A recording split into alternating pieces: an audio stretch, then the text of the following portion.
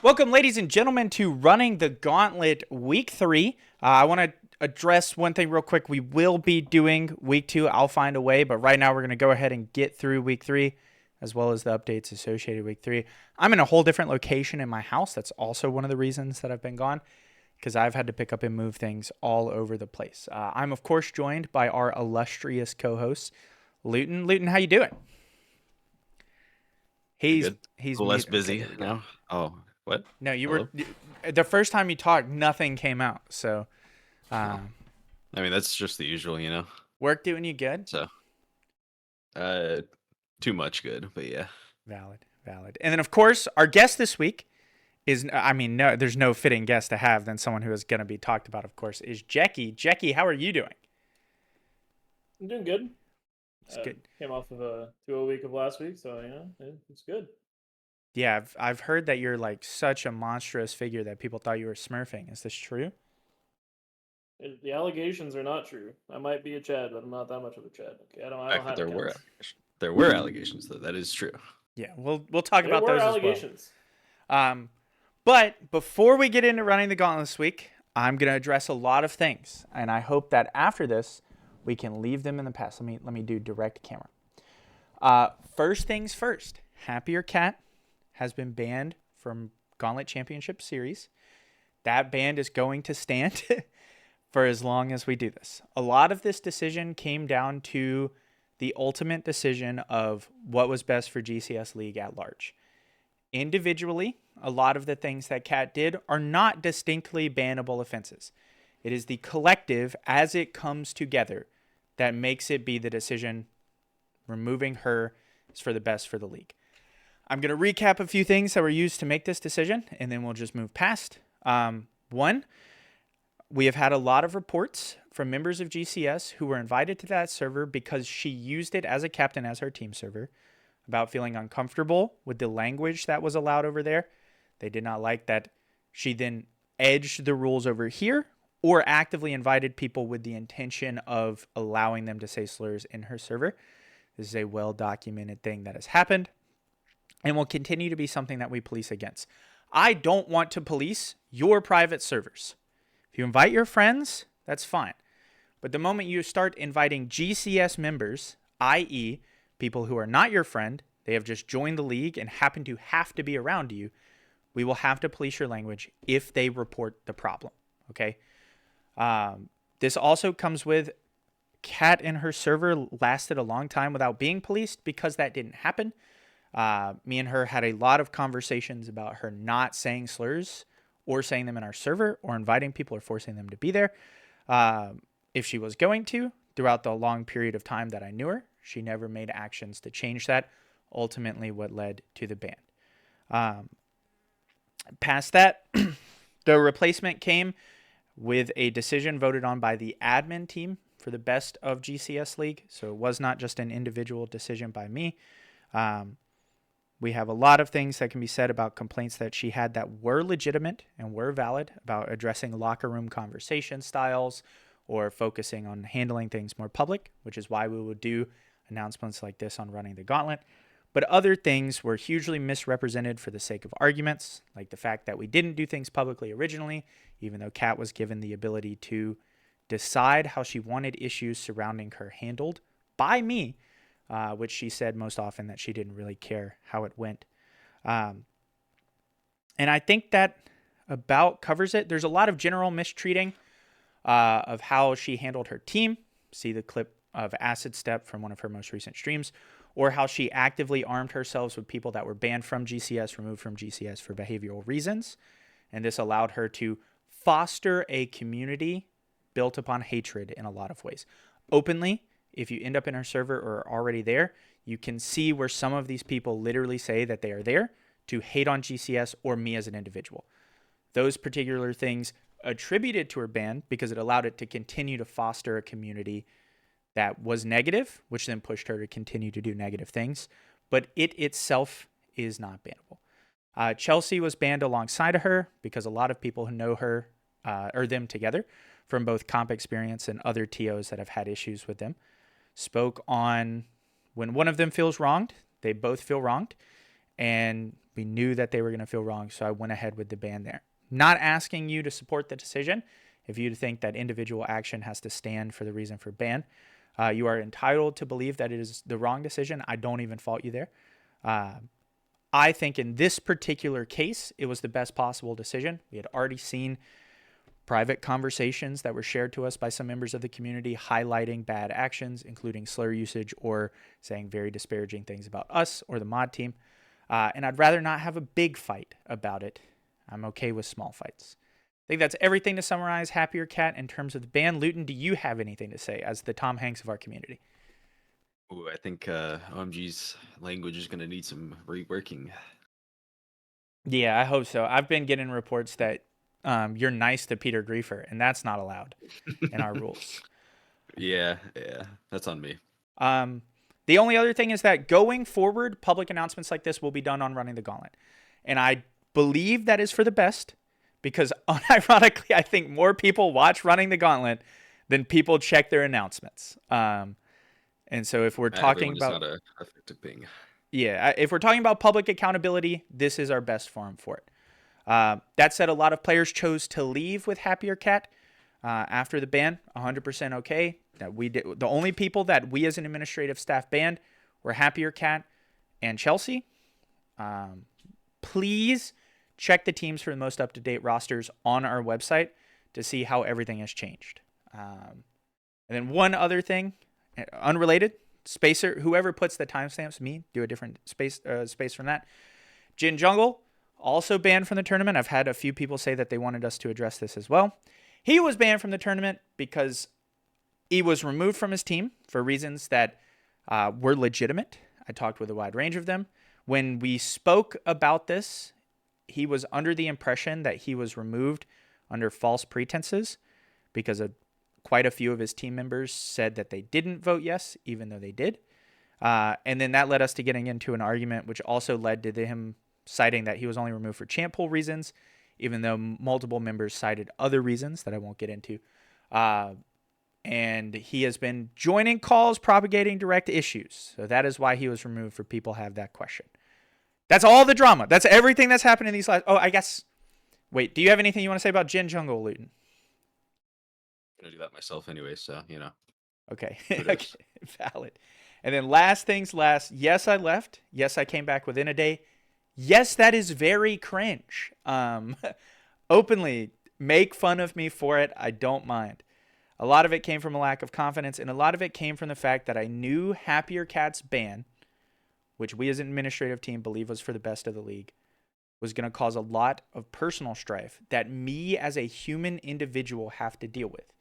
And for as much as I try to treat myself as a professional and handle things as professionally as I can, at the end of the day, I'm a human. I succumb to my baser instincts. And when faced with the idea of having to deal with outright hate or anger or annoyance for a decision I believe is right, it made me scared. It made me lose confidence in myself, and it made me go away. It took a large portion of the community, upwards of like 50 people, reaching out to me, saying not only that they wanted me back, but also that they were going to leave GCS if I did not come back, for me to come back. At the end of the day, I always want this community to succeed. I always want the tournament to succeed, and I will make the decisions best for it succeeding. That includes if there ever is a day I shouldn't be TO leaving. And we let that dumb motherfucker all the way down there take over. Hey, everybody say Luyten for TO. Luyten for TO, ladies and gentlemen. No? Neither of you? Okay. That's everything. I don't trust Luyten. Yeah, I don't trust Luyten I'm pretty sure either. we can all agree. Look at his face, bro. That's not a trustable face. If you have any further questions, leave them in the comments and I'll address them there. You don't have to agree with the decisions that are made. You don't have to agree that they are right. But the decisions that have been made will stand, and we will go forward with the league from there. Now, let's get into the season. Oh, I hit the arrow, and it didn't work. Let's get into the season. So, we don't have week 2. Again, I'll figure something out for week 2. But this is the current standings, which is a complete and utter tone shift from week 1, where we originally had Running the Gauntlet. Levi is dominating Pool 2. Gumby is proving to not be worth second pick in my opinion. I think he should be top 5, but maybe second isn't where it's needed to be. And overall, there's a complete shift. How are we feeling? We'll start with Luyten and then we'll go to Jecki. Luyten, how are you feeling about the current standings? Not a direct feeling, but this is from Bubble's overview sheet, which if you want to look at games and all these info, look at that. I think it's in captain's chat. You might have to ask your captain if you're not. But it also has up-to-date players on the player count as well as the website. So I guess I need to say as well with that, that is the metric that we determine if you've hit your play games. If you believe they are wrong, let's get it disputed and resolved. talk to Bubbles. Yeah, we're going to trust our sheet over yours. Okay. Luyten, y'all are in a bit of a hot seat right now. Is this true? We're in a better spot than we were last week, so I'm not too upset about it. Valid. There were some, I wouldn't say issues on the team, but we had to adjust, and I was playing pretty poorly, and I think we have since rebounded, and we'll see how it goes from there. Good. Jecki, how are you feeling about Wizards of Wahoo? I mean, we're undefeated since I joined, so I'm feeling pretty good. I think that the tonal shift that the team had, I think when I came in, I asked the question first to all the players, like, how do we feel? What can I do to help you? Because I think that captains need to understand that their players, realistically, they have to be treated well. They have to be not pampered, but like at the end of the day, we do this for fun, right? We don't do this for anything else. We don't do this for money. So biggest thing for me was coming in and making sure that the players actually wanted to play. And I gave them the choice that if, no hard feelings if you wanted to leave. And I was able to keep everybody to stay and keep everybody wanting to play, right? That's the goal. So I feel pretty good right now. Valid. I'm excited to have you. Jecki, I think so far you've whipped your team into a great shape and are a phenomenal player. And with that, we can move into our first recap of the weekend, which is Rap Gods versus Freedom Fighters. Now, did either of you get to watch this game? Yeah, I didn't watch much this week, unfortunately. Okay. But I think you can figure this one out a little bit. I want to recap some important things. Okay, so please note the PV difference is Rap Gods sided, right? And we have arguably the best bot lane in the tournament in these games, which is Alune and Death. Alune Death. Some people would argue Pandemonium and 0-7 are better. I actually believe these two are better because 0-7 and Pandemonium not putting up the best performances right now. 6 back-to-back FFs. They, it's got a huge impact on their final advances. But they are against, okay, Chubby Dumpling ADC, who is a master support off-road to ADCs, and Yazoo Ricky, who is a gold support player. Okay, I need you to know that as we look at the stat lines in the bot lane. So Alune does drop an absolute nuke this game. Is Xayah really strong right now? Xayah is just a really strong champ against melees. You see the enemy team having Jackson Mundo, and it's pretty good. It's also one of the best counters into Anivia. So I wouldn't say it's like the best pick overall, but in terms of what they're going for, right, they're just trying to play around Alune. So I think it's fine. I mean, yeah, you can see that Alune is the only real winner in this composition. I was told that Xayah was apparently a nuke pick here. Like it was the linchpin that was able to completely counter the comp of Freedom Fighters, which it sounds like that's true. There's a lot of different AD carries that can be picked in this. Like if let's say just Xayah was the last pick of the entire draft, I think that there's a lot of good AD carries that you could pick here that would fit well into your comp. You can play poke against the enemy team. You could play you can go Varus here. The enemy team won't really be able to play the game. I don't even think it's Xayah that's the nuke this game. It's just 100% Set. I think Set's just a turbo pick into the enemy team. It like really messes with double immobile carries in Anivia and Kog'Maw, and it's like just the absolute counter into Mundo. So, dude, do we have a fellow Set Glazer? That's what I like to hear. I think Set, into Mundo, man, it is like the counter that you would want for your top lane. Valid. Valid. I love to hear Set getting love. Luyten, do you agree that Set is like the way here? Here, yeah. Here, okay. I'll give it to him.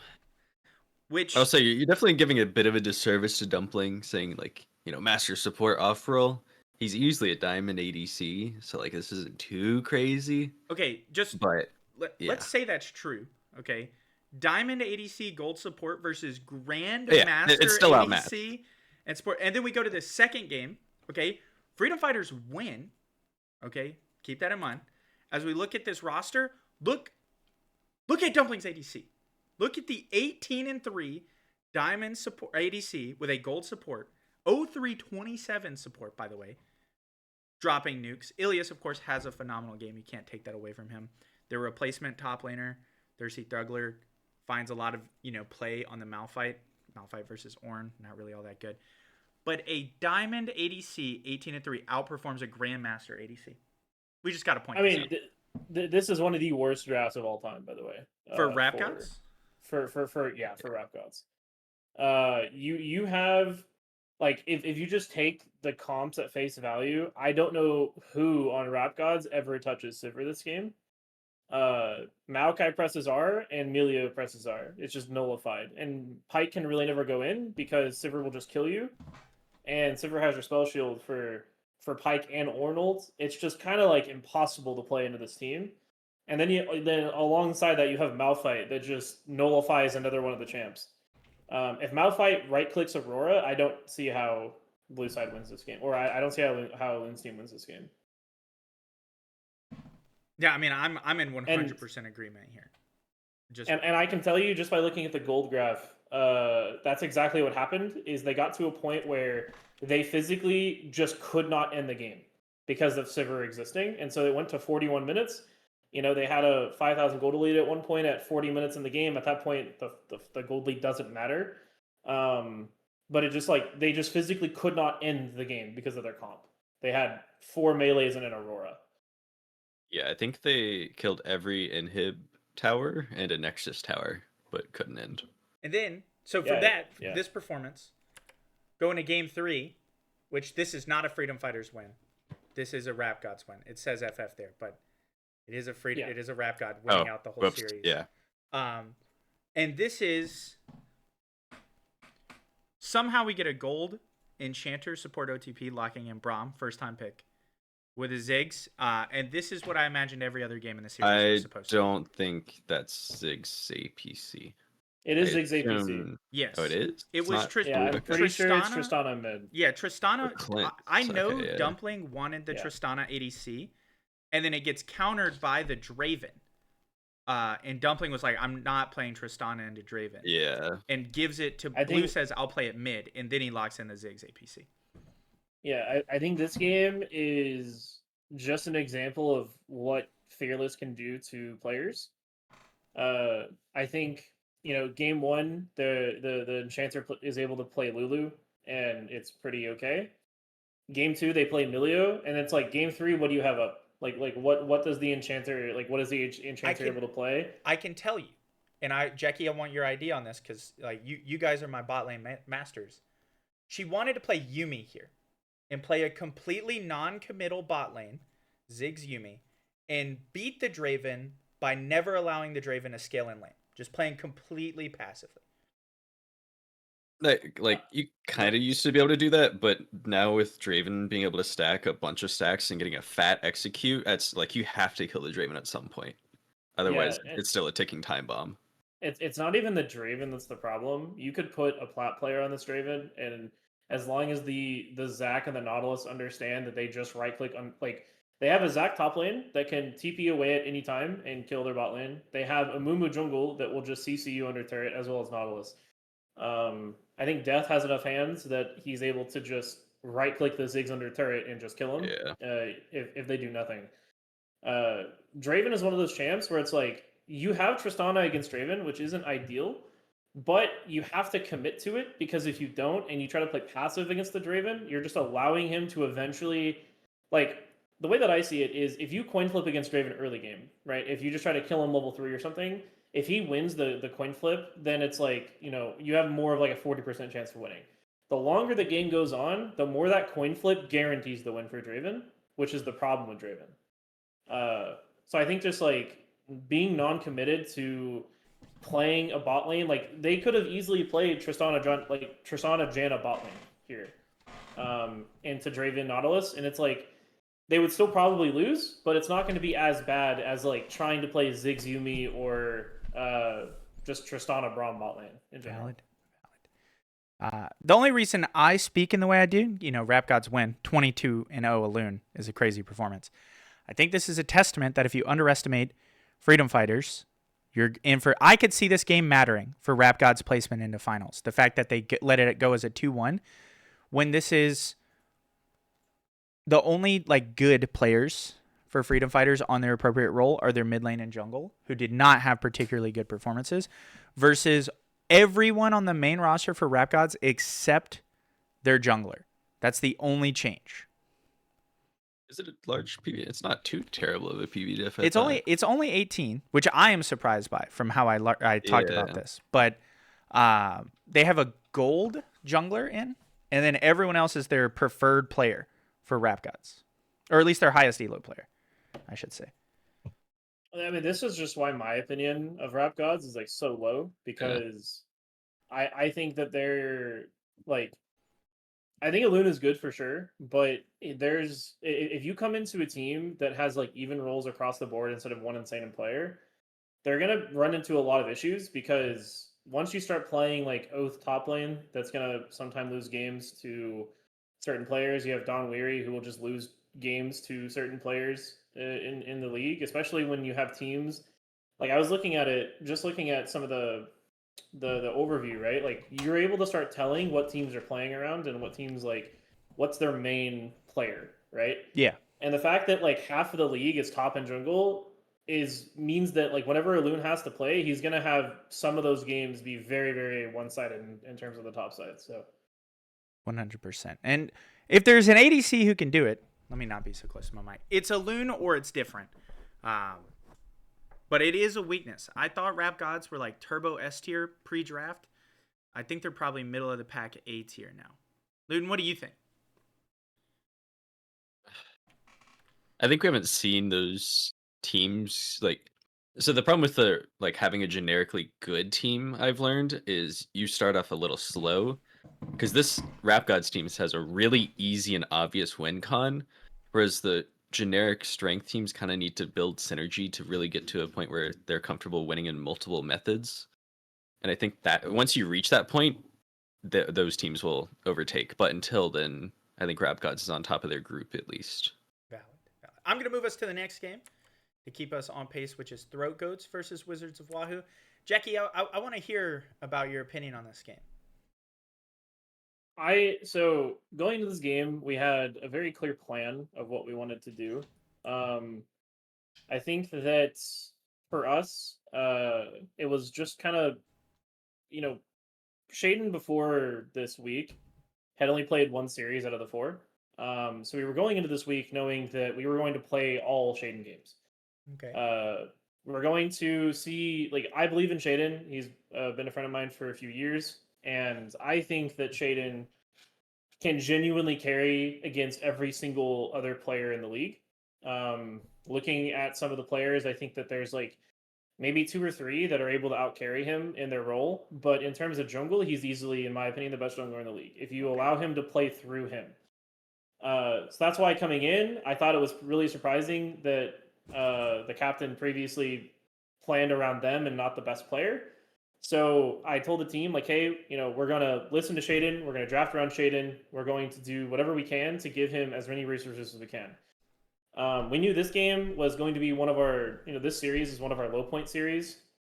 We had our, Laramie, who's our lowest elo player. We had low elo mid, and then we had, I think, our high point 80 carry to kind of offset Laramie. It was my idea. And me top lane, I played against, I think, their second best player on their team with Neversaw being mid. And I was able to win top lane. I think I solo killed him like 2 or 3 times in lane. And then I kind of just roamed around in the jungle and killed their jungler with Shaden. We took like, I think we took top inhib at 15 minutes or top inhib turret at like 15 minutes this game when I played Garen.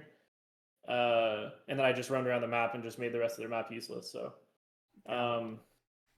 Also, just yeah, so you it's know, good. Jecki, we're reversed of SDC. Your better players are low point players here, and your worst players, your lower elo players, are high point.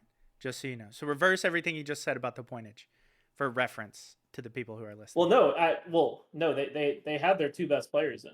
Oh no, you just when you described Laramie as your low point player, when Oh, Laramie is yes, the my iron bad. player, right? I might be mistaken. No, you got it right. Yeah.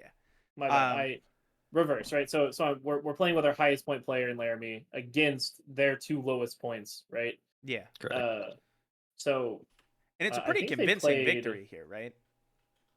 Yeah, the first game was super easy to play. I don't know why. Oh yeah, okay. Um, this game was, I'm a Lucian enjoyer. I think that champ is just turbo OP in bot lane. So I told bot lane to play it and just play passive because I think Lucian is like one of the best mid game AD carries. So bot lane played really passive. I played really aggressive top lane. I was able to solo kill Super Chicken a few times, and then moved on to just roaming around the map and killing everybody with Shaden And then how do you and feel about grouping. this game two? Because it looks like Throatgoats actually had an advantage here for y'all to pull out and win. Yeah, this game was very interesting in terms of the way we played it. So we had Trundle.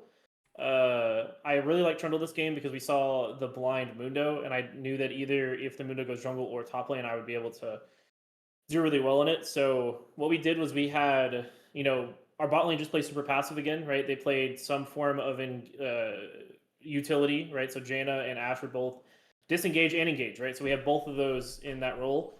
Our mid laner played Seraphine, which is really good, just kind of like overall the team comp. And then we played the best jungler on the patch, which is Vi. Vi has the best ult in the game. It has the best scaling in the game. So like once Vi gets to 2 items, and then you have like the Seraphine and the Janna just supporting her, it's like actually unkillable. She's actually just unkillable. So we were losing early game. I think Shaden went for a few plays that were pretty poor. We fought a dragon that we shouldn't have fought, but I was able to like push top lane for like a turret or two and draw a lot of pressure top lane, and that allowed them to win. Not even win, but just that allowed them to get like a dragon at one point. So we extended the scaling again. In my opinion, the later this game goes, the better we are. Even though they have double AD carry. This game was just really interesting because the Pyke made it really hard to play. Again, this is more of like teaching the low points, right? So my job as the captain, as somebody that like has a lot of experience playing, or sorry, I guess high points, playing with high points is teaching them how to play the game throughout the game, right? So in the very beginning of this game, I was like, hey, you need to play really passive bot lane because the Pyke is the only win condition they have. The only way that they win this game is if Pyke gets them ahead. And exactly what happened is Janna walked up to the bush level 1, or they tried to like 2v2 them level 1, which just doesn't work, especially when Janna blew flash before the lane even started. And they ended up dying level 1, and then we just had infinite lost pressure bot lane. I think the Pyke ganked mid like 4 times before like level 4. And then just constantly was in Shaden's jungle. So it was really hard to play early game, but I was like turbo ahead top lane. I think I solo killed him twice or once, I think in lane. I got full turret before he was even able to touch lane. I think I was like 50 CS up in lane or something like that. That's crazy. And So you're like not a top player, right? Or are you? I'm an AD carry main. That's crazy. That's ridiculous. I've hit diamond in every role. But in terms of my peak, I'm like a D1 AD carry. I've played in a lot of master leagues. I think I've won like 4 or 5 100 LP cap leagues in AD carry. I've won one in top lane, and I've won one in mid. That's ridiculous. He's a multi-role threat. So that's why it's good. I mean, like I'm actually able to play a lot of roles in this league and able to like whatever the team needs, I can just go to whatever lane is needed. So that was fun. I think the series proved that like as long as we're able to communicate to each other and we have a good comp that we can play around, we pick OP champs, then we're good. Valid. I think you've completely turned Wizards of Wahoo around. And statistically speaking, like just based off peak, you're technically a worse player than Happiercat. I put that in quotations just because that is a Masters Peak mid laner. But the being able to play Diamond in all roles is a strength in and of itself. And I'm very impressed by what Wizards of Wahoo has become. And I'm surprised to see what you make it. Yeah, it's fun. We'll talk about the other series next, but or whenever it comes up. And then It's good, though. we can move on to Full Clear Kingdom versus none other than our illustrious co-caster Luyten's game. Luyten, tell me how you feel about your game going. I think so. We spoiler alert. Last week we went 0-2, and in that we decided to switch our rosters up a bit, and just different pairings of players in our draft as well. So you'll see the most brain rot, easy team fight comp, I would say. And Okay, yeah. Set up for the Jinx. Jinx, right? Yeah, Easy enough. the I'm Luyten well known merchant. for. Yeah, that's not me, unfortunately. So Is that we're just Reaper's keeping. Blade? That is Reaper's Blade, in Oh fact. my Yeah. God, better Luyten. And I believe Owlbird was a big thing this week as well. He helped the team a ton, I think. He's a big reason we won both our series. But 30-point win on this one, I think. 30 PV. I don't remember this. 30, yeah, his 30 PV win. I don't remember this too much. Oh, no, this game, Peter was an absolute freak. He just invaded the Amumu permanently. He ended up flashing over the Krug wall at like minute 3 just to steal from Amumu, and burn Amumu's flash. And like he just ran the entire early game, and then it was just Jinx got ahead from all the pressure, and like you said, it's just an easy team fight comp at that point. There wasn't too Presumably, much to it. this is not Rambo jungle. I see y'all This is banned the Rambo. Yi. No, Rambo Oh. got ran over this game. Peter was in fact the better jungle this game. Rambo sees how many jungle bans do we have? Just one, Just the and one, he's I think. locking Amumu, a D1. Yeah, peak that jungler? one was surprising. Out of all the champs, I didn't expect an Amumu. And I he think drops a VLN jungle performance on this Amumu. many are saying that. Yeah. That's I mean, it's all on Peter more than Rambo. I think. I don't think Rambo necessarily played it bad, but probably could have reacted a bit better to a few things. Also, I'm looking over this roster. There are a surprising amount of stars for Full Clear Kingdom. Like they do have Golem as a high point player, but Golem has been performing He's been pretty good. well. And they have Giraffe Unfortunately. Rider like known for performing well as a lower elo player. Yeah, but he's matched into my freak in the mid lane, Owlbird. And Cody, I have yet to see Cody lose top lane. So, I mean, how can win? I don't know. Yeah, how can win? And then so this. I came into this game just expecting a massive bot if that was the main intention, anyways. And it landed. Reaper's Blade is an incredible player. I am an incredible person since I've gotten to speak to him a bit more recently via typing. 11 and 2, he's just better Luyten. And then we followed up with another completely dominant victory. Is it the same story? Pretty much. I don't think Peter invaded as much this game, but the only thing you really need to know from this game was they got a 3-man Cho'Gath Q into an Alistar combo, into a Senna ult, into Hui combo. Like it was disgusting, and the game's kind of just over from that. Like mental destroyed, you know. Yeah, we're not going to be able to do top 5 plays this week. Yeah, I might work on him with that, but we'll see. Well, I think patches. I think the one week my team got some clips, we're not getting clipped. Okay. Really hate to if see you it. can get the clip, I'm sure Geeky would be able to use it. I think he's just on some. Yeah. I didn't get a chance to record return the patch. Peter dropping an 11 and 2. I posted when I made the announcements for these games because they were streamed that this was the matchup. Who is the better PP jungler? Yeah. Peter Griefer or Rambo? I don't think Peter's trying any harder other than until he gets to grand finals. This is probably the sweatiest game he will play in a long time. Yeah, I mean, he's better. He just gapped Rambo completely. No offense, Rambo, if you're listening. Don't get mad. Game recognizes not rage game, bait. right? Trust. It's not rage bait. How do you, Jecki, just as a quick interjection, how do you feel about these two teams? Do either of them worry you? Do either of them Other worry group? me? Yeah. They are in the other group. Yeah, that's more so why I'm asking. I wouldn't say these two teams I think these two if I could speak, these are two of the middle pack teams that are playing against each other, and I also think it's kind of hard to judge because I don't think Full Clear used a lot of their high points. Like, they used Rainbow, but like they didn't, because didn't hop in. Yeah, because Maybe it's a large part of that team. yeah, like they don't have because, and they obviously they have their gold top laner, and so is this your highest point you can play Luyten these games? Mm, Again, I think he means lowest point here. Lowest point, my bad. Lowest. Is this your lowest point roster that you can play? no, technically, it's close though. Yeah, because I'm looking at your team, and it does seem like you probably played best in slot for the most part. Maybe swap out one player. Yeah, They kind of played low points for the most part. Besides, like maybe, I guess that they I think played draft more is for a their high main point. mid. I think if they only swap out their ADC and top, I think. Yeah, so you're But the playing with 4 ADC out of is pretty 5. big. Yeah, you're playing with 4 out of 5. Your best player. They're playing with 3 out of 5, and their best player's on it. So Yeah, You're saying Luton's on fraud watch.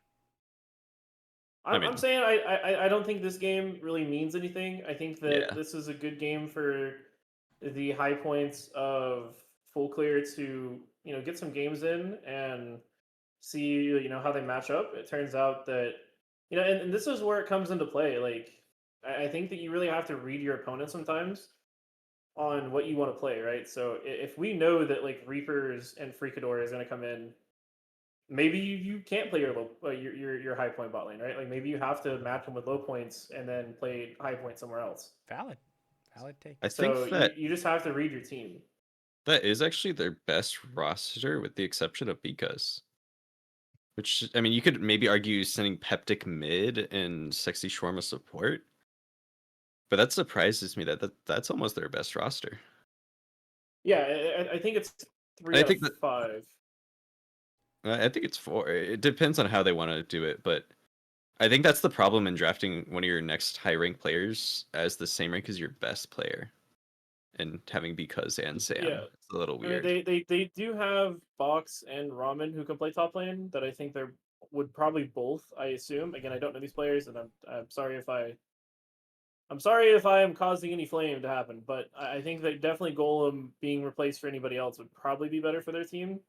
Jecki, you don't got to apologize for flame. Like, kind of the point of running the Gauntlet is that it's inherently a little flame, because it is like, yeah, these motherfuckers lost to these other guys, these goofy goobers. Yeah, I haven't seen Ramen yet, but this is one of those things, right? Like, good. These are two middle of the pack teams, and I think that Full Clear, either they had scheduling issues or they just didn't read the room. Like, I think that Luton's team, they don't have like a super insane top side, right? They're super insane players or their bot laners, and you decided to go you decided to go weak side bot lane into the strong side bot lane team. That doesn't really make any sense. I think that was just like either they had scheduling issues or they just they didn't do a lot of scouting beforehand. Valid. We're going to move on to the next series, though. I'm being very on top of timing this week, which I believe is just an FF, right? Yeah, this is FF, yeah. Don't worry. The administrative team has already joined and discussed with Pinay about their FFs. Everyone on that team believes that it will be fixed. It was just a very unfortunate drafting players who all had a gap the same week. If there is any more FFs out of this team, I personally will be involved in the trust busting process, just so it's known. I don't like evap's getting free wins. Fuck the evaporator. Hate to see it. But we'll move on to Vine Vidi Vici versus Coney Islanders, which is, I believe Gumby is not here this time, right? No, for that's 3v? Gumby. Pretty sure. Is? They did indeed beat Gumby top. So wait, okay. It's gonna be mid here. That's real. Gumby mid. It's real that Gumby went 0-6 last Sunday, Saturday, and then this Sunday.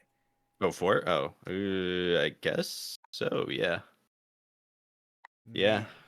Yeah. Which. That's crazy. I watch these games live. I'm really good friends with Coney Islanders. I think Mac just gapped him.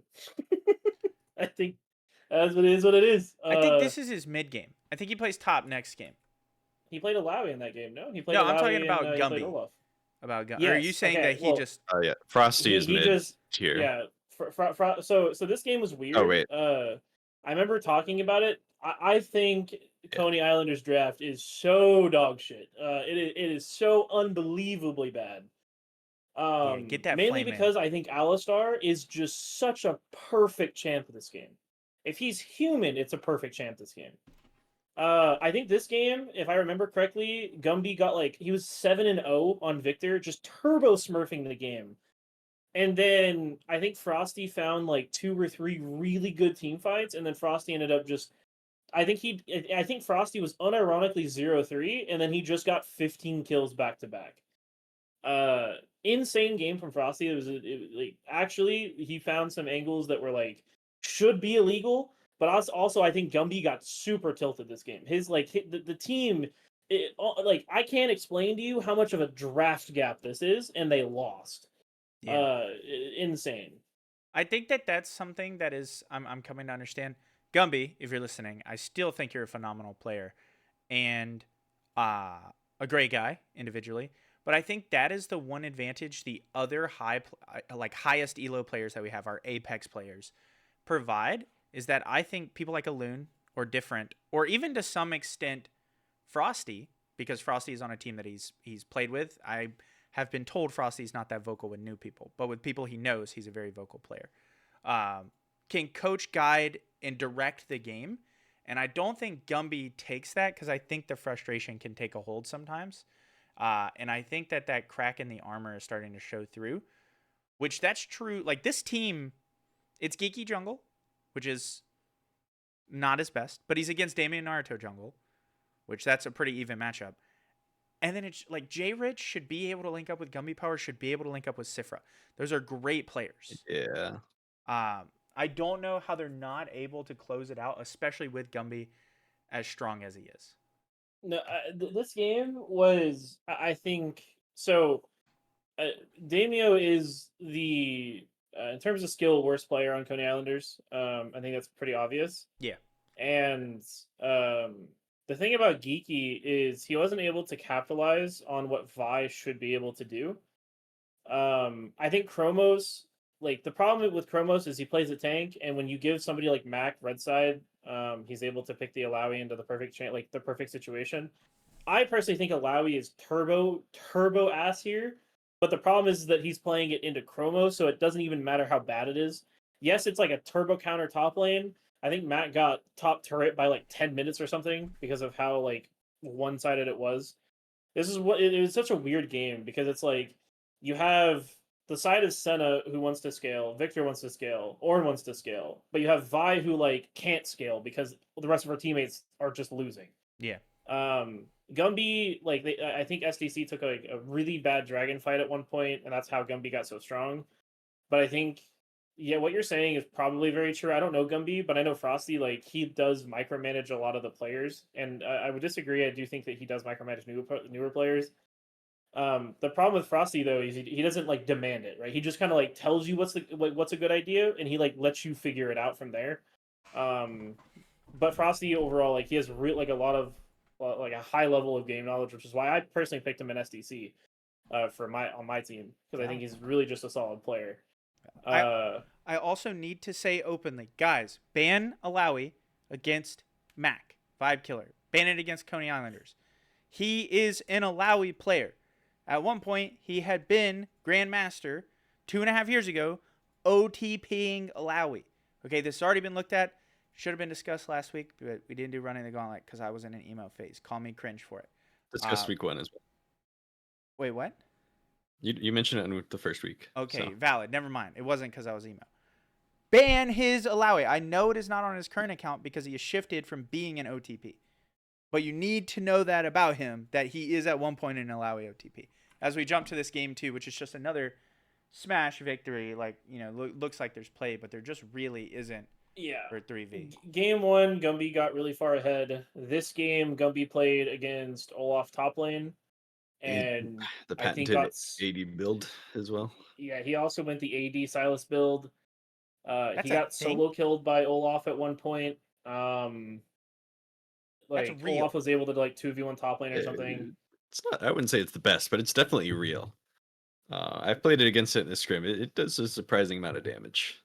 And then Frosty, he played Swain this game and just had just a free lane overall. They decided that Chromos was losing so hard to top lane that he should go mid, and then they decided to put Chromos mid into Frosty. So it just ended up being worse.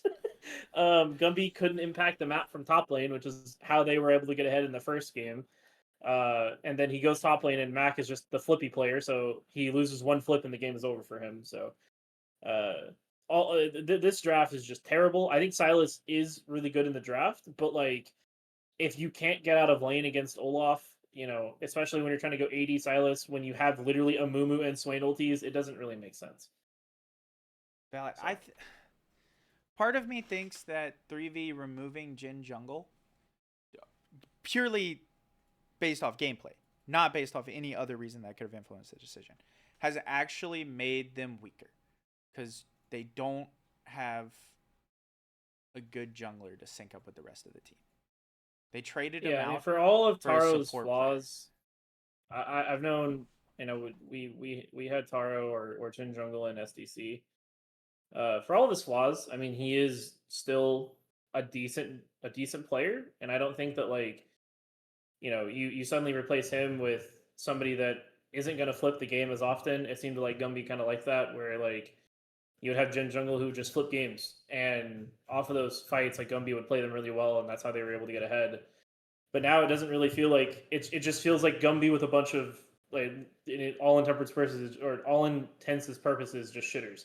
Yeah. People that just can't carry games. Like it's Gumby, and he's surrounded by people that don't know how to like realistically play the game like at a high level. Yeah, it is. The only person who should be able to help him is J-Rich, and I have not seen them, which is their ADC, Geppetto's Puppet. I've not seen those two link up. And it's crazy. Jecki, you don't know this, but last season, Gumby was on a team that got 2 Iron players to get Gumby. And they pretty much always had to play at least one of them with Gumby. And that team performed better with Gumby, like an Emerald, 2 Diamonds, and an Iron, than this team is performing with a gold, a platinum, a challenger mid laner, a masters ADC, and an almost diamond support. Yeah, I mean, I just don't really know, to be honest. I mean, I think that, I mean, they did have J-Rich in these games. I just think that Bio and I think Jaden was a really good addition to what SDC wants to play. I think he's very like overall he's just a solid player, right? I don't think there's anything like special with Jaden or Crushing Lows. I just think that he just allows for him to neutralize bot lane a lot of times, and because they have carry mid or carry Frosty or whatever lane he goes to every single game, it's pretty good for them. So Valid. Let's move on. I mean, them getting a win with Damio is huge. I mean, I think getting a win with your worst player, especially when your team is so topside heavy, I feel the same way about my team, where we have like one obviously worst player on our team, and then you have just like a lot of solid players around them. So as long as they're able to carry, that's what happened. Valid. Let's move on to this next game, which is Ego versus Zoom. Riddy dodged TV this game, and that's really all that I have to say about the series. If you guys have any real commentary on it, I think that this was TV plus the 4 highest elo players on Zoom. So it really was, if TV can't win it, there's nobody who can win it angle. No, I think it's lowest elo. Or yeah, I Lazo, meant to say Personal lowest. Count. That's my apology. Okay. Yeah. Versus. Yeah. I don't see how TV wins these realistically, especially like the Gwyn. Maybe he could have won it, and he did kind of push it for a while, but then eventually Seaboyer just kind of got to the point where he could one shot people, and he got like a triple kill at the end of the game, and it was over. I mean, I really like the strategy personally from OK Zoomers. I think that what's their tag name? Zoom. Yeah, Zoom, yeah. Yeah, I mean they're a middle of the pack team, right? So what Zoom want to do is they want to stay top four. Like that's their goal. Does staying top four mean that you have to win against the people that are like at the top or the people that are at the bottom? Yeah. What they decided to do was just, okay, we're playing against one of the best teams. Let's just throw our high point in, who's going to play every single game no matter what, and just get low points out of the way. I think that was a solid plan, especially if they're playing against a team that they think they can't win against in terms of like playing their best roster anyway. Valid. I mean, there's really nothing else to say other than this is just like this series was just a planned sack. I gotta say, for me personally, how are we letting Seaboyer, who's like, if you look at his op.gg, he looks like a Garen OTP. I know that he's not, but if it looks like it, his profile picture is even Garen. Get Garen. Yeah, TV might be a little stupid, but that's okay. That's my only. That's the only thing I gotta say about the game one. My only thought is that we let Garen through because we know what we can play into it.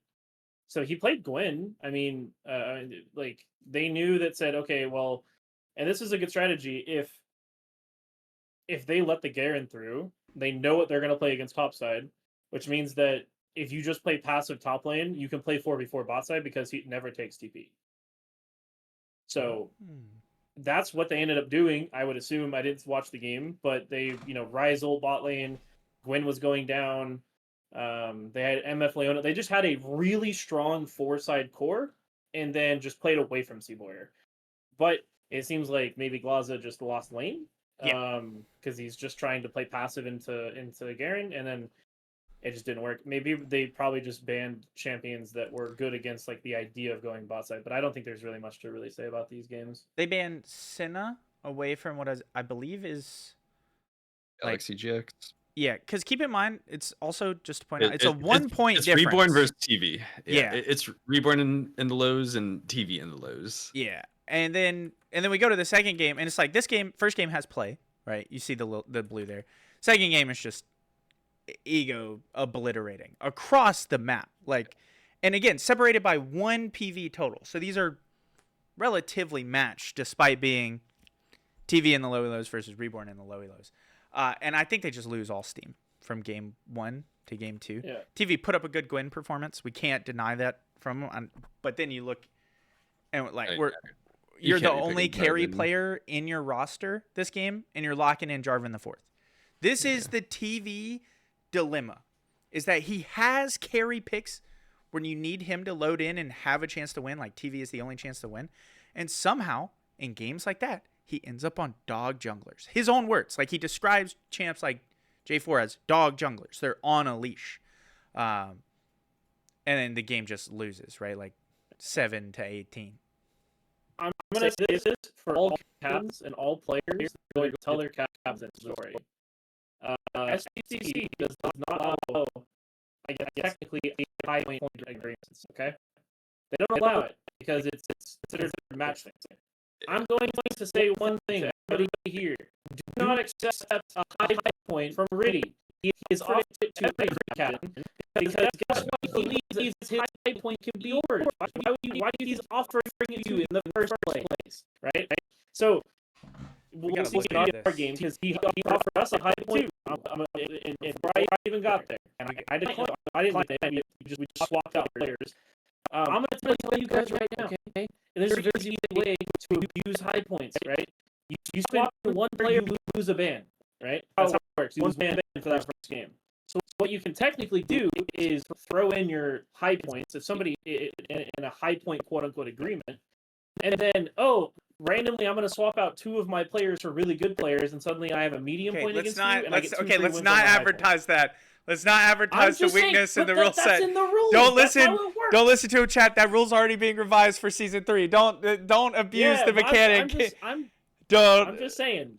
I'm all I will say is do not accept high points from any team. They believe that they can beat you in a high point. Clippers will be banned. Move on to PGI versus Levi's Little Stinkers, which is just an FF. This FF came as a result of a lot of issues unrelated to all of the other drama that happened. 3 members of PGI dropped out on the same day.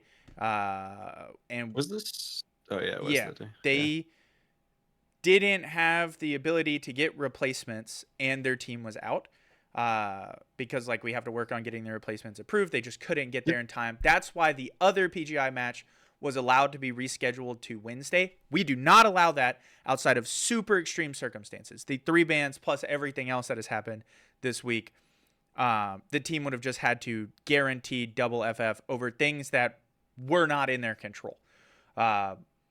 Levi's Little Stinkers never responded to the reschedule invite, and so they just take the free 2-0. Moving on to Pepper Medical. Go They ahead. tried to reschedule for a minute, but I guess they didn't get anywhere with it. Yeah. I don't know.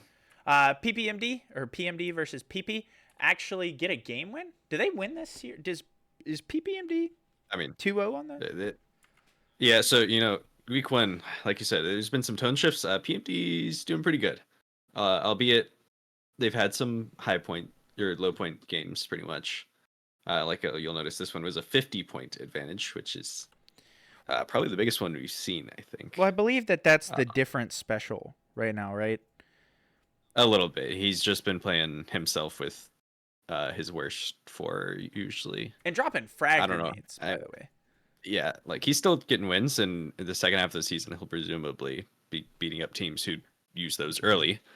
But yeah, Sprinkler's only been in 1 series out of 6. Yeah, that's Sprinkler's own fault, though. I believe Different wants to be playing Sprinkler. He just had like something like his birthday, I think, into something else on the following weekend, and has been gone. And PP is still putting up relative performances, but it's not Bubster Zayagtal level performances. It's really just Different finding a way. And Starsoul being a very surprising player.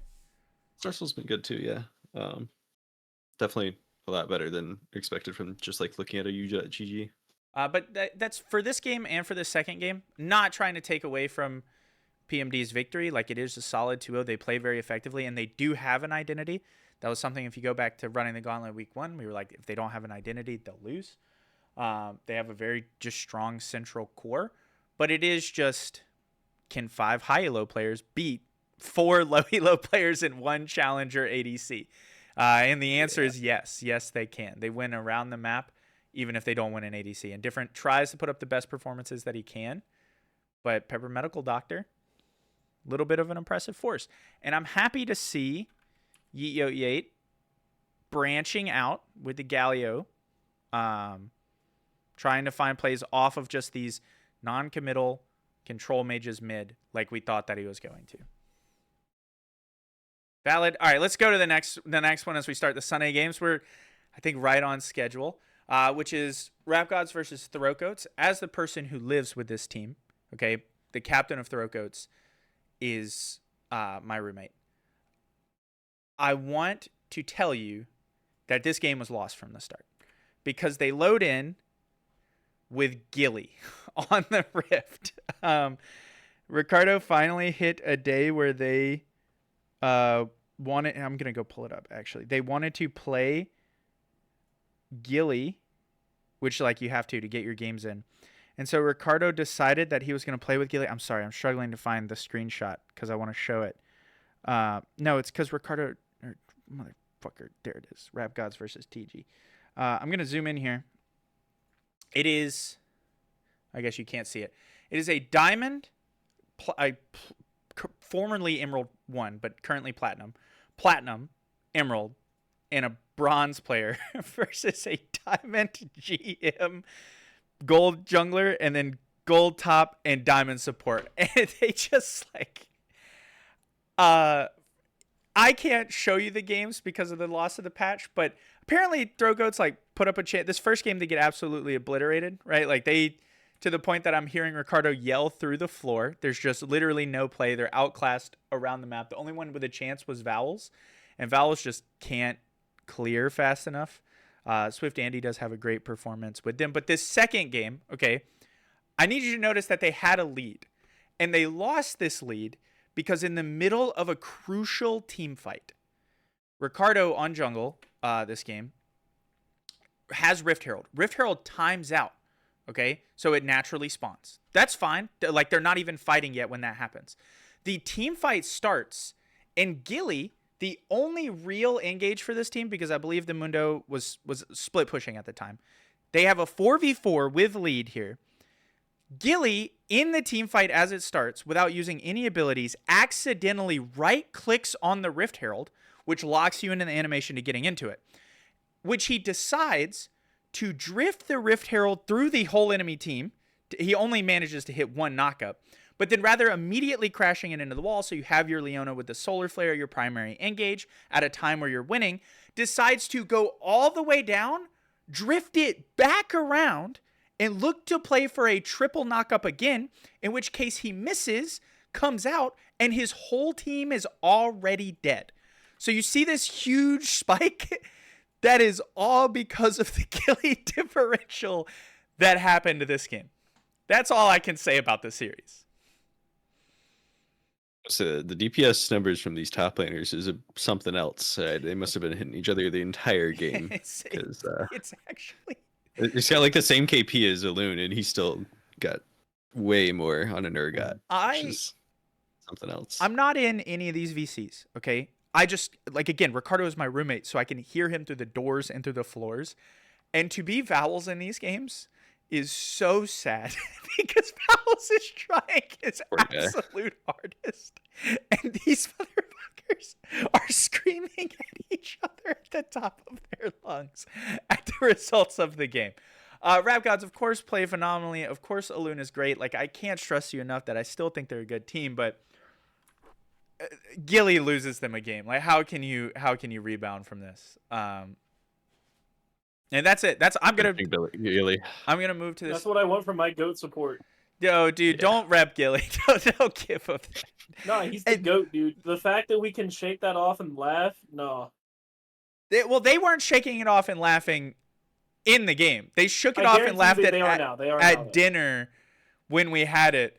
Which, when I said, like, hey, how did your day go? Ricardo said, I was really mad in the moment, but looking back, this is the funniest shit that have ever happened. And in Gilly's own words, I missed the wall, so I had to go for the knockup. That was how he described the engage. But on to 3v versus FF, which I got to stream.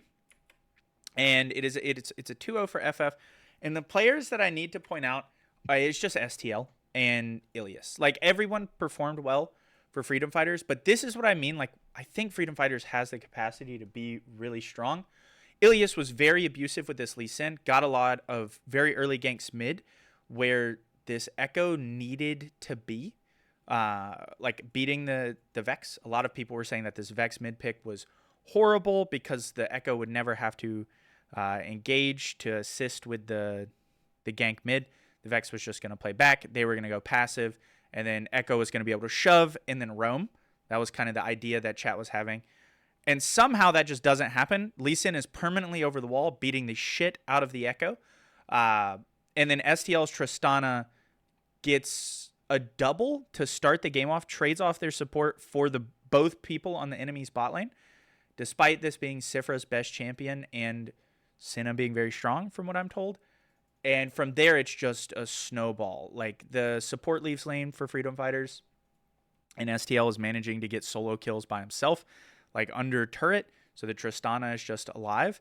And then the jungler doesn't need to sit bot and can just camp mid and absolutely flattens any winning chances. The only lane this game that got close, or that won, was LGA top, and the Aatrox, for how surprisingly overpowered the champion is, wasn't enough. But there are times where LGA, like, literally 4v1'd and just couldn't get the crucial Qs off. But it's just the STL difference this first game. I don't know if y'all have looked into him. I think he is...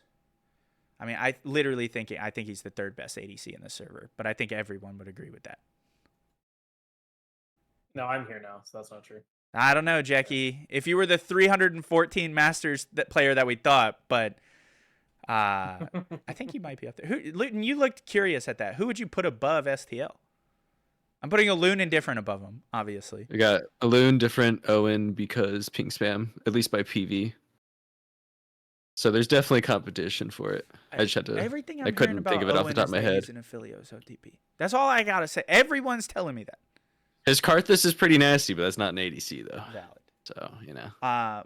it was a good effort from LGA. Again, I think 3V was losing a lot of identity here, and Gumby never really came online in the way they needed him to, despite getting this Echo, which is one of his best picks. And this Ivern pick from Geeky I thought was going to be good because he's a support player, now jungler, but Ilias just abused him. And that it's the same story in this game, even though it is much more, back and forth.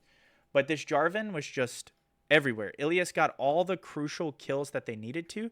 And despite Gumby being 10-4 and being a gangplank that can change the course of the game, I genuinely think Gumby this game is the reason that they lose. Because they get into a team fight right at the later stages of this game. You can see the gold spike. Where they just won a minor team fight. Like they get one kill right around Baron. That's that 26-minute spike. They don't get their resets off. Gumby respawns having died. And he just goes running at them. Like, without his full team, reckless abandon to try to stop their backs. And Gumby, at this stage in the game, you can look at them, is the only one that can do anything. The Mel can get the executes with the ultimate, but isn't really able to deal significant damage. Gumby running them down alone gets him killed, and because his team was attempting to catch up with him, they actually take a fight where they get aced. Or I think it's actually just a full-on aced against like 3 members of FF because the one dude who could do damage died. And you just see the gold jump, right? They get their little win, and then they go and they they run it down. And by then, Freedom Fighter's just in the game. And it was sad in some ways. Blue played a phenomenal Xerath, and the Xerath J4 team up was insane. There wasn't a missed shot because the Cataclysm would come up and Xerath just got free hits. STL continues to prove to be amazing, even though the Thresh support here is just full countered by Mel. It's just not even playable. But the game was in Gumby's hands this game. And I need some Gangplank lessons from Vowels. Yeah, no, because Vowels split pushes as Gangplank the whole game, and then sits in bushes with barrels. He got a Ghost Barrel in 1-1 series back in the day, so I believe in that guy. Back in ye old. I wanna point out something, right? Yeah, this go ahead. Is another like issue that I have with a lot of teams is, god damn, they suck at drafting. Like, how do you have 4 AP champs and a Gangplank? Right? Like, just look at the items that are on Freedom Fighters. By the way, they have, MR topside. They have a Maw. They have Wits End. Right? Like, yeah. They have Merc Treads on the 80 carry, on the attack, like on the attack speed 80 carry. He has Wits End Merc Treads. Who kills him? Like, it is. I don't know. I don't know. I also want to say another thing is, despite that, Gumby Power loses a 1v1 against a gold Cho'Gath. When he is, I think at the time, the Cho'Gath is 2-5, and Gumby Power is like 8-2, and he loses the 1v1. The Cho'Gath has Heartsteel and Hollowed Radiance, and he is pushing Gumby under his own turret, and Gumby loses the fight. Is this show from Chernobyl or is this 30 Thrungler? This is Thirsty Thrungler. 30, not Thirsty. Oh, Dirty Thrungler. Yeah, so it's like, I don't see, like, if you look at it, there's a significant advantage. At one point, they steal Baron. They have a fed GP, and they just lose it to a tragic misplay. I mean, some of that gold is inflated just because of Gangplank passive and whatnot, but yeah. I mean, he's the only character on the team versus the rest, especially when they're building that much magic resist. And it is sad to say, but I think LGA isn't the best mid laner in our tournaments anymore. He's got some work to do. Yeah, he's got a lot of rust to shake off. Yeah. I mean, I just think right now what Gumby needs to do with that team, looking at this last week, I think the way they turn around is they need to pick an identity, like realistically, for the team. I feel like we can't be going into series and swapping Gumby top and mid. I think if you want to have fun and whatever, if that's what the team wants to do, sure. But if you want to start trying to win games, you have to pick an identity, pick a role, pick players, what they want to play in, and play around where Gumby is. I agree. I think the problem is that maybe you're playing with low points and they're getting unironically confused on like what the objective is and how to play. One of the best mids in SDC is Nico Soccer, and he's challenger. And what he does is he forces his team to play the same way every single game. Uh, the same strategy, the same like he'll push the same wave and roam every single time because that's just what he does. Valid.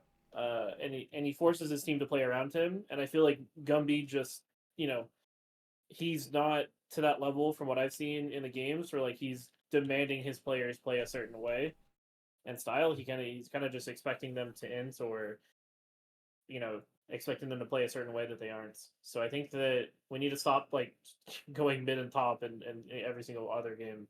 I agree. And I think that they currently think their ability to flex is their identity.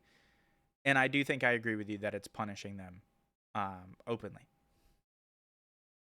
But we'll move on to the next series, which is another FF, Folklore Kingdom versus Pinay. Again, just handing out free points, I suppose.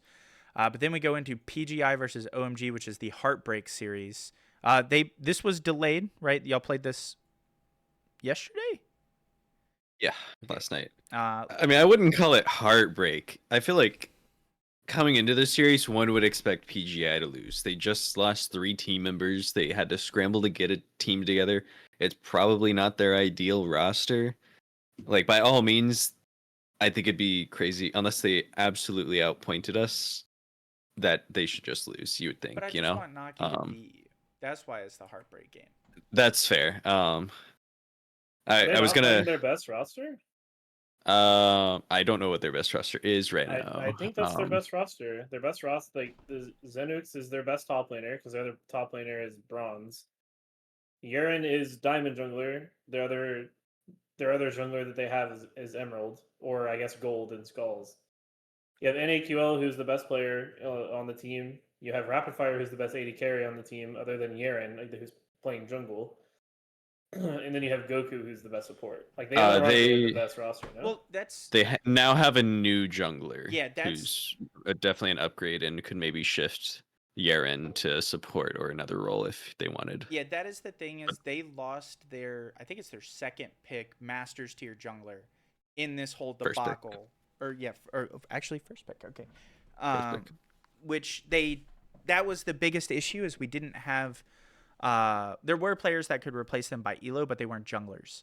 And so the team has now had to adapt. We have gotten them replaced, but the game could only be stalled for so long.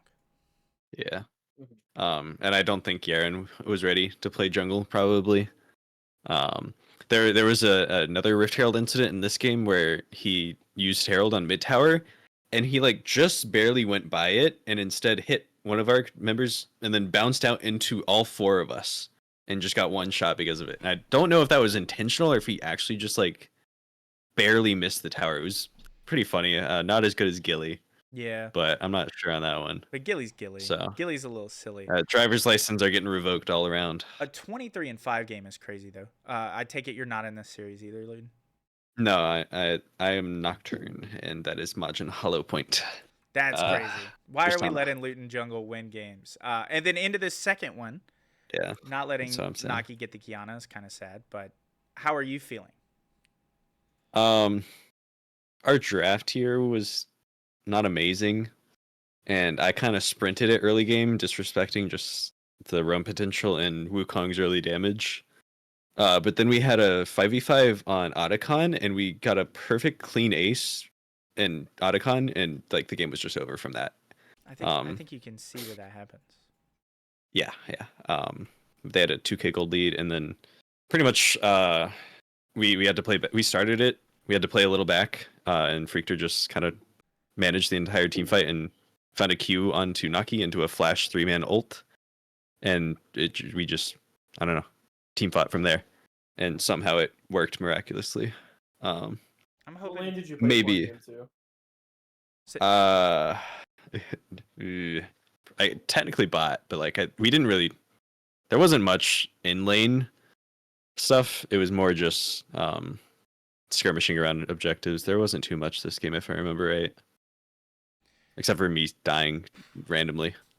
So yeah, I think the biggest thing that I see is like obviously Rapidfire is really good at neutralizing. So he obviously has a really, really high CS lead over your opponent, Mati, Yeah. but I don't understand how Gwyn is going even into a Cho'Gath. That doesn't Uh, really make any sense. he didn't go even. He lost. He got solo killed Well, twice. yeah, I yeah, believe. that's what I was kind of hinting at. Jecki's You know? trying to Yeah. be nice. Jecki doesn't want people thinking he's an I didn't asshole. know. I'll say it. Xenix, how are Cody you the on your King. second best champion?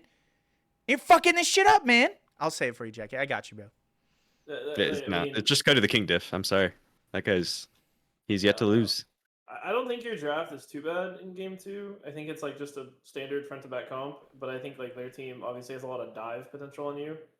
Yeah. So it's like I don't know. Like I think Kaisa kind of gets boned, but everybody else is kind of fine. I think like, That was happy overall.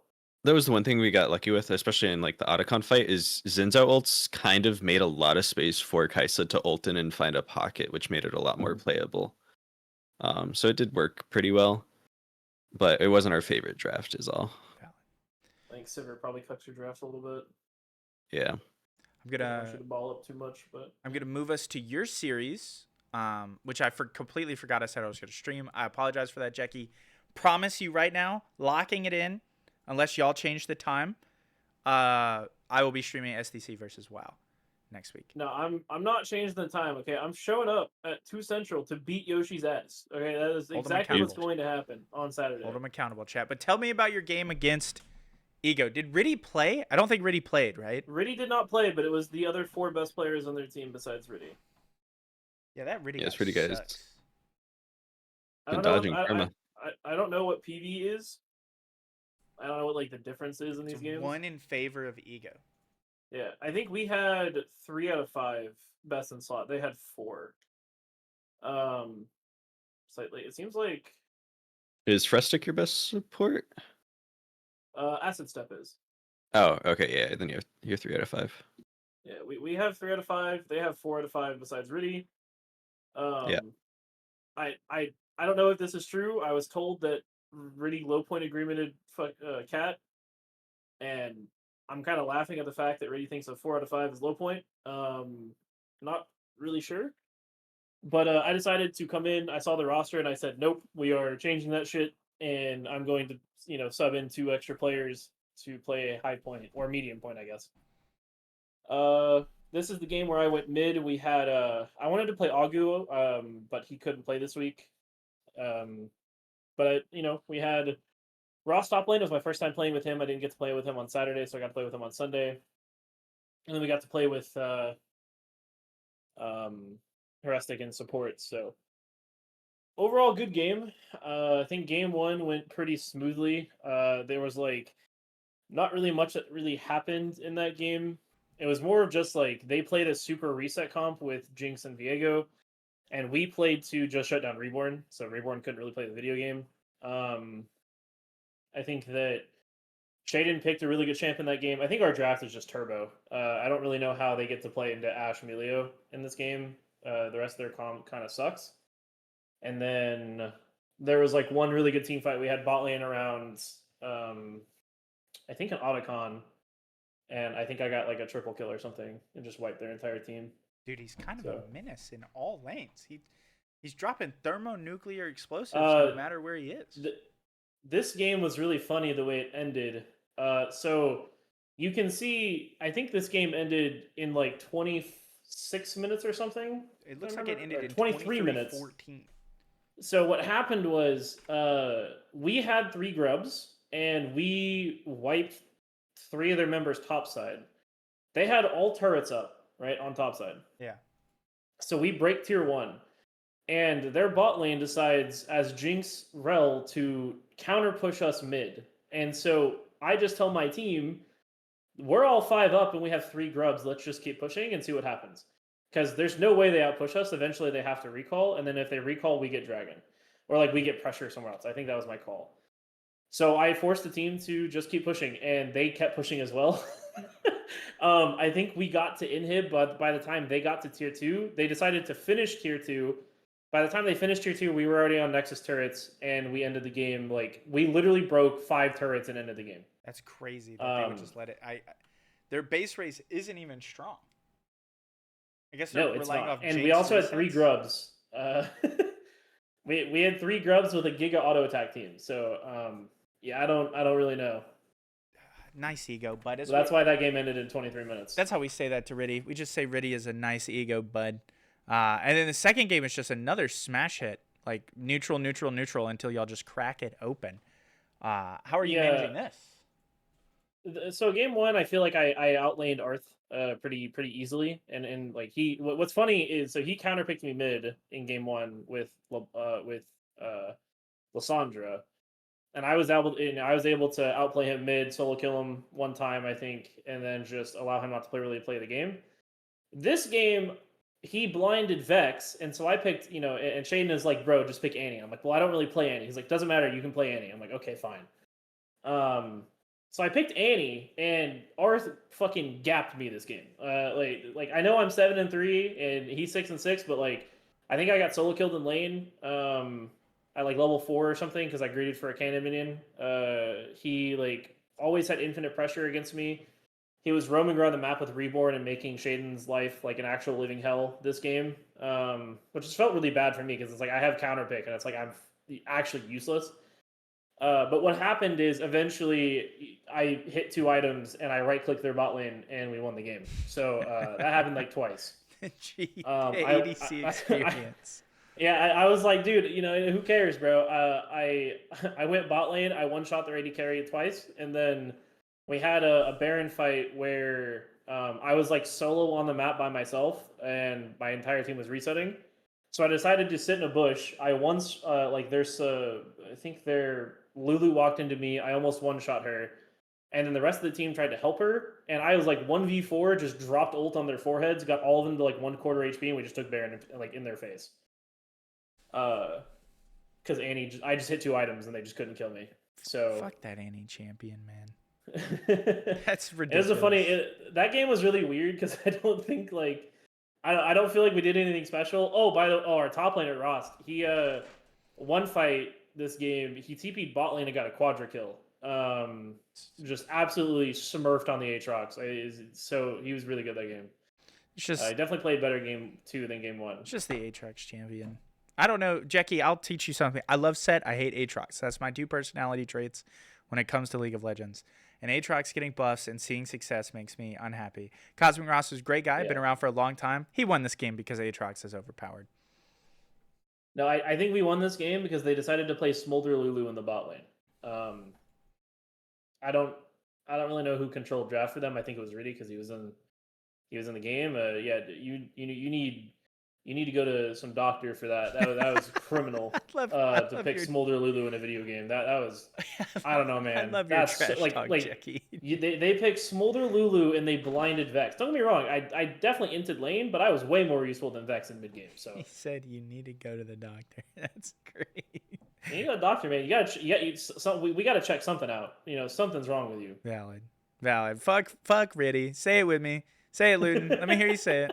I hate Riddy, man. Yeah, okay, fuck that Riddy guy. All right, we'll move on to Zoom versus SDC, which is another. I think this is just the weekend that they allotted to get their highest point players in the game. So I think it's another TV versus the world game, if I'm not mistaken. Yeah, I believe so. I think he has Tate and he has Jimisticus. But admittedly, I think a lot of Jimisticus's power is when he's playing with Boom. And I think the same is true of Boom vice versa. Because they are a duo, I think as a duo, they compete above their weight class individually. That's not true, but it's also like borderline SDC's best roster. Because it's no right. There's no way they have Yoshi. They have Mac. He's not even close to being on their best roster. Who's their best? Their best roster, I think, is Mac top lane. It's Maju. It's whoever's mid. Okay, sorry. It's Mac top. It's Maju. It's Frosty mid with Biomatrix 80 carry with Tekio support. I think is their best roster. Oh, okay. So sounds Tekio has dropped out. That's a thing to note. Or he might make a comeback. Then Jaden. Crush and Loaf. That's valid. Crush and Loaf. That makes sense. Which they have those 4 though. They have Majnu. They're not in the Three. appropriate role, but roster-wise, they Yoshi have wouldn't be Yoshi. in. Excuses. No, so Yoshi No. wouldn't be Oh, in, yeah, and yeah, then yeah. Quick wouldn't be in. Yeah, Quick was the one that I was gonna say isn't there. Never mind. So Uh, game one, they have technically one person in their best roster well, because Majnu is their high point. Like Yoshi's playing top lane, Mac is playing mid, Frosty's AD carry. So- like, that's not even closer to being their best roster. I'm using the term Game roster here to two- mean just players because naturally the players have the ability to flex, right? And- if you want to put the best player in the role for each role, right? Yeah, I'm agree with you. That's I my understand. opinion of best roster. But because of their ability to roll swap, like I don't know why, personally, maybe you guys who are better at the game can tell me this. I don't know why we're ever putting Yoshi top over putting Mac top. We're again we're I'm not talking I about think for the they're best doing roster, it Jecki. to I'm just talking about what happened in the game. Like, I think they're experimenting. I think they're trying to see, like I think what they're trying to do is they have the ability to play Frosty like mid and jungle, and if they're in a game where like they can really do whatever they want, then I think that's what's gonna happen. I think most often, I think game two, I think game one they're kind of like doing whatever they want because they can. they're just putting people anywhere, right? Yeah. I think game two is where like, okay, let's just secure the 2-0. At least in my opinion, Let's jump to it. Is what happens. Because game two, they put everybody in like on roll. Yeah, see, this is, this makes a lot more sense. If you have to fill Yoshi into whatever role, Yoshi and then Quick. Yeah. But it is like SDC. Can they get away with playing Frosty and Mac every week? Right? They They can. I mean, you're able to rotate players around the other three roles most likely. Well, I mean, more so mean literally being able to then hit their force play on every other team. Because the only time You can get close, but it's not full. I guess they might And then everybody else is minimum games, pretty much. they might have been saved by the fact that Mac was temp banned over his account disclosure and was barred from a weekend of games. And so maybe them not forcing Mac then allows them to just play Frosty and Mac every week then. Because those players are fucking ridiculous. Frosty especially. I don't know how Frosty gets his Talia. I think this is a severe draft gap between game 1 and game 2. To let that ban be so late, because we saw Frosty with his Talia, if he got to play it, he won the game last season in the grand finals. If he got the Talia, he won the game. And I know Tate knows Frosty, right? They both play in SDC. I don't see why he wouldn't know the Talia tech, especially considering that they banned it game 1. Well, to be fair, Frosty doesn't play mid in SDC. Huh? Oh, he's a top player, isn't he? He's a top. Because he lost to Evaps, and I added him and said I taught Evaps everything he knows. Yeah. So like, maybe Tate knows. I mean, like obviously Frosty's best mid champ is easily Talia, and that's not even debatable. I just think that like the thing that SDC is able to do, like Coney Island is able to do, is rotate players around, and they might have like a slightly worse like. Okay, you might not have like Yoshi AD carry. You're gonna have Frosty AD carry because you're able to be like abuse bot lane more. Or you might have a top laner that like Frosty will just turbo gap, so you send Frosty top lane, right? Like, Yeah. I think that ability is really good, but I think overall, if you're talking about just their best roster, I would say, I mean, I think I even talked to Yoshi about it, where like he's not even in his best roster, just based on like solo queue ranking and like individual solo players. He is good, but I don't know if he agreed with you when he said that, but I was in VC the other day where he said the best roster SDC can put up is putting him support.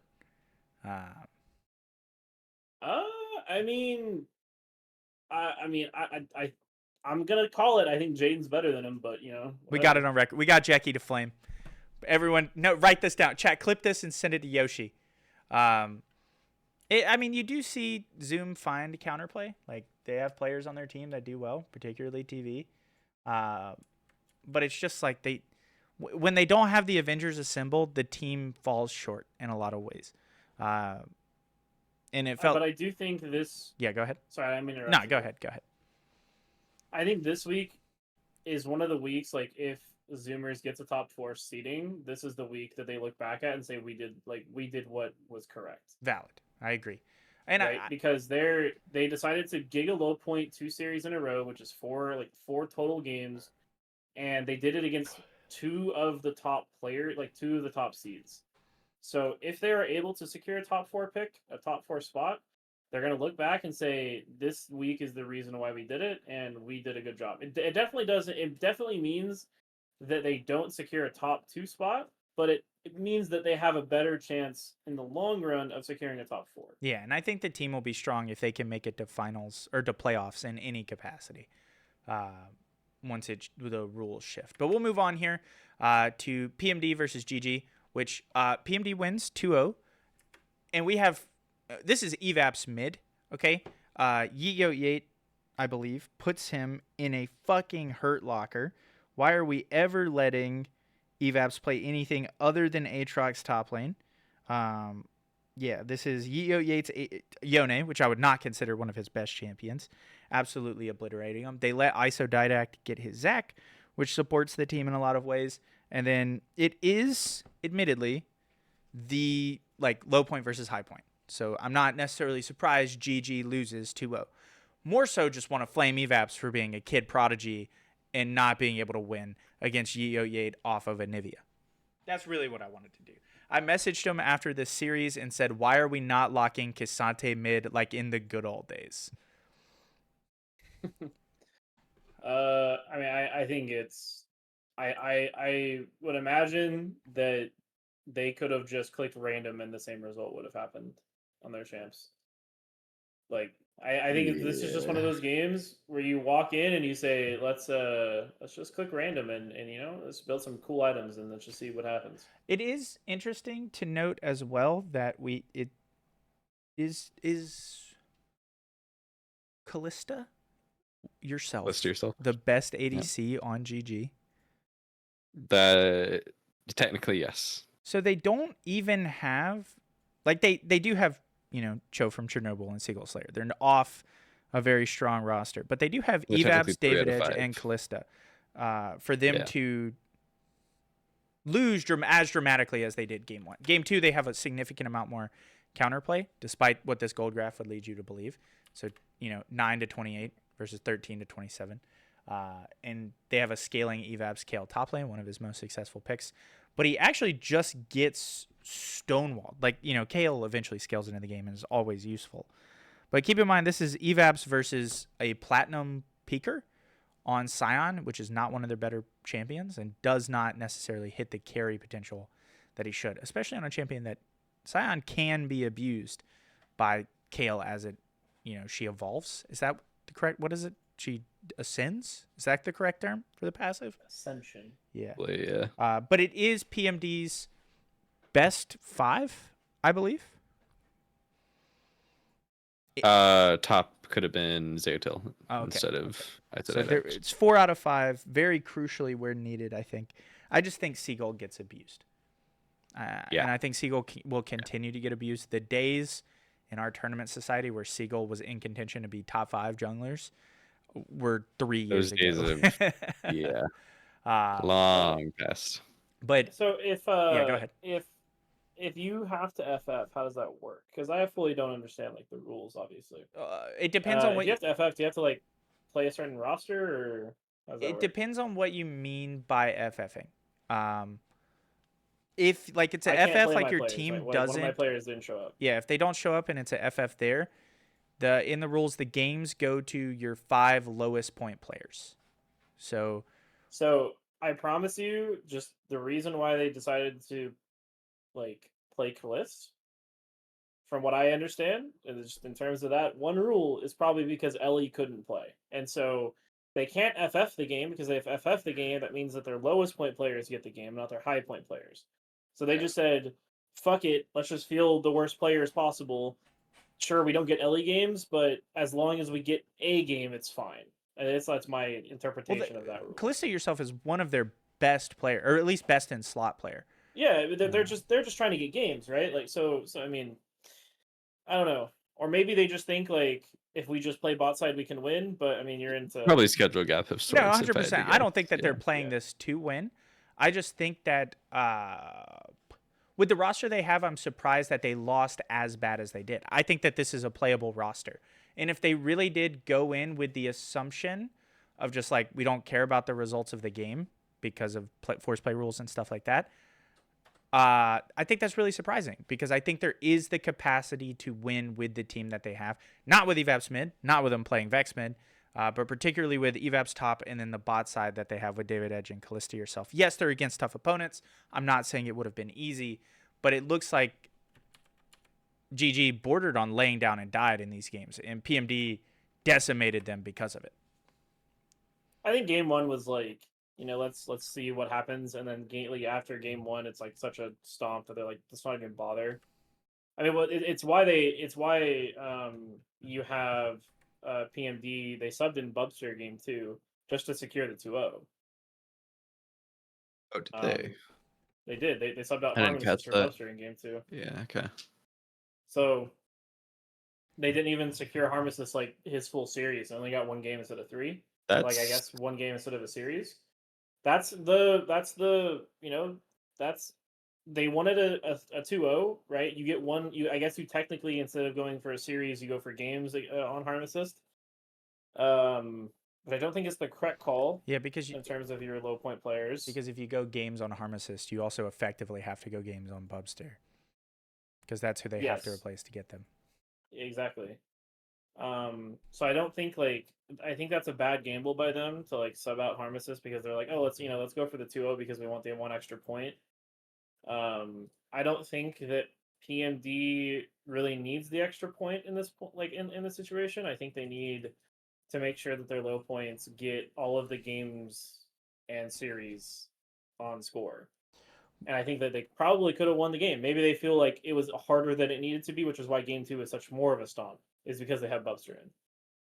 Well, I need you to know, Jecki, I'm glad that they did this because them 2-0ing GG actually knocked Evaps off being number 1 in his pool, I believe, which is all we want is Evaps to not be number 1.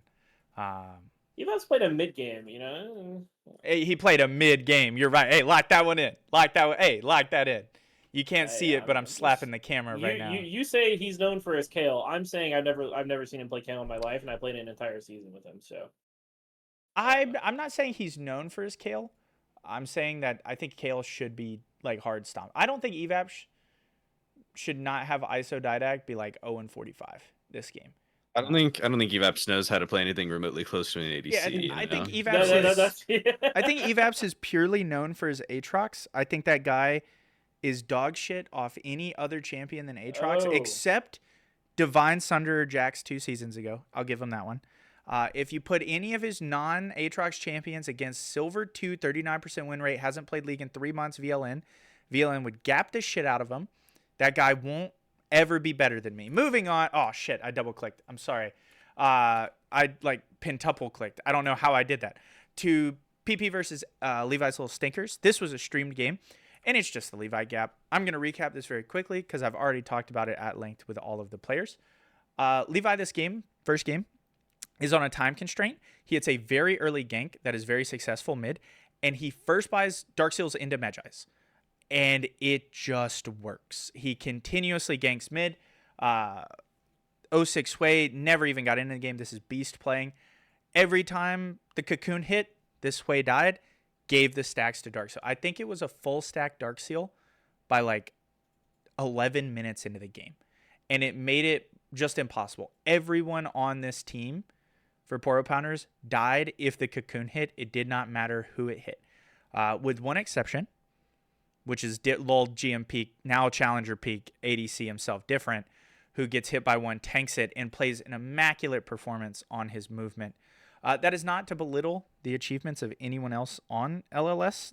They had a generational game at large, but the overwhelming support is because of the Elise, who's set up mid lane, who then, because they got so much kill pressure mid lane, I think by 6 minutes is 5-0, got to camp bot. Literally set up the tent, not even joking, would gank, walk away into Tribush, wait for Different to walk back up, gank again, and it just sets them up for complete success. And it's the same story, much slower this second game.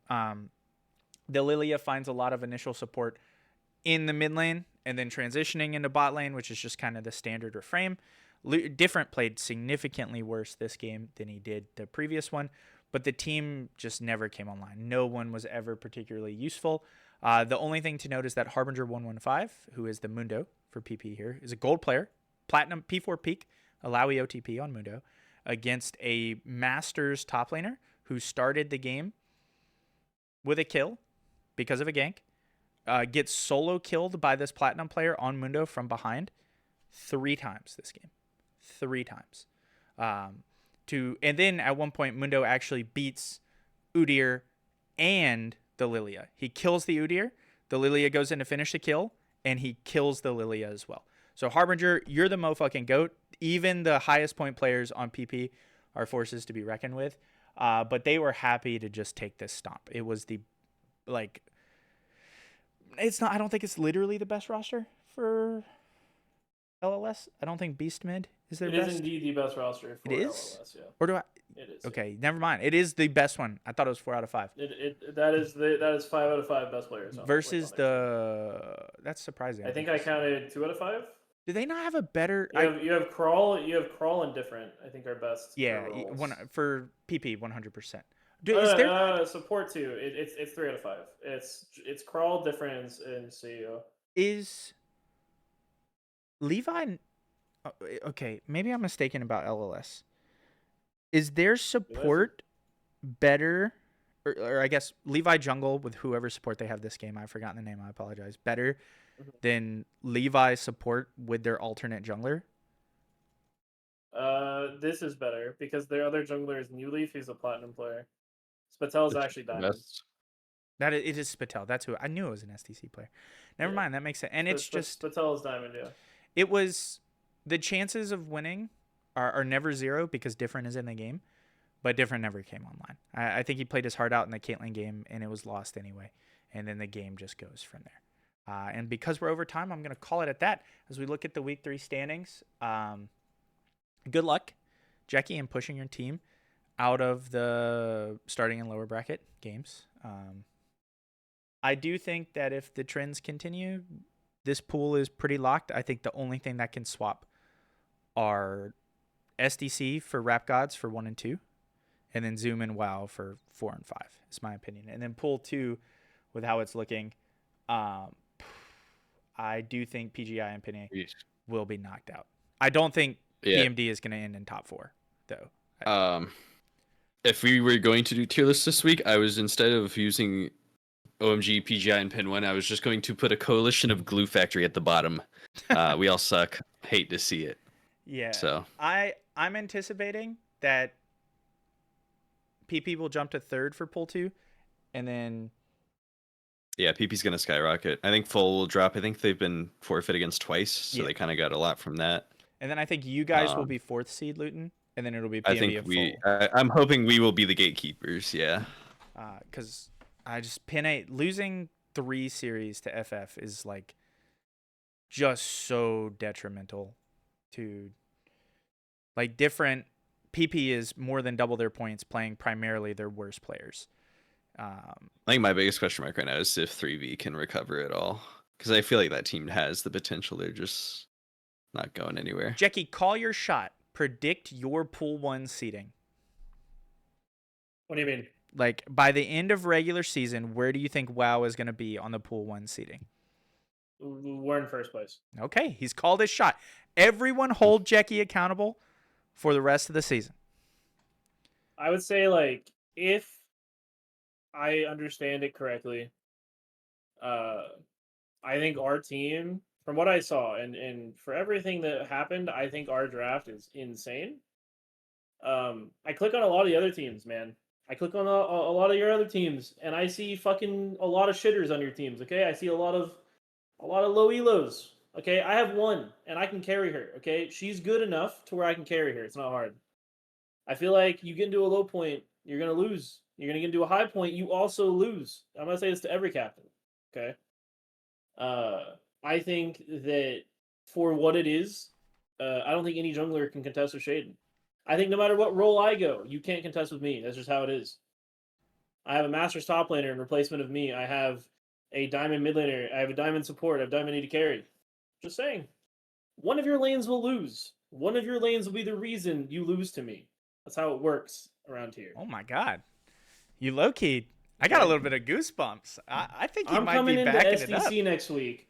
I guarantee you, Yoshi is gonna slap his cock on the table and slam his high point. I'm predicting it, okay? I'm gonna do it You mean back his to low you. point. I don't care if you low point me. It's gonna happen. We're gonna 2-0 SDC, Holy okay? shit. I love Frosty. I love Yoshi. It's gonna happen, Holy okay? shit. That's just how it's gonna work.